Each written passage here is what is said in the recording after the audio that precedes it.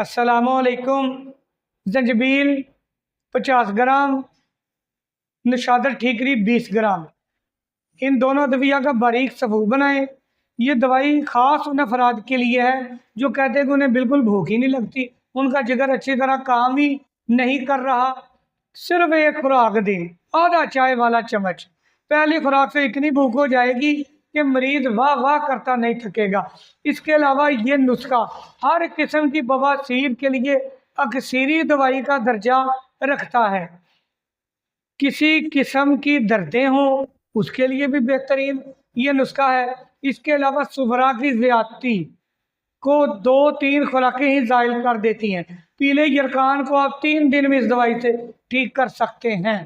इसके अलावा पेशाब की जलन, मलेरिया बुखार या आपकी सीने वाली नाली की जलन नहीं किसी दवाई से भी रुक रही, इस दवाई को इस्तेमाल करके देखें। इंशाल्लाह पहली खुराक से सीने वाली नाली की जलन ठीक हो जाएगी।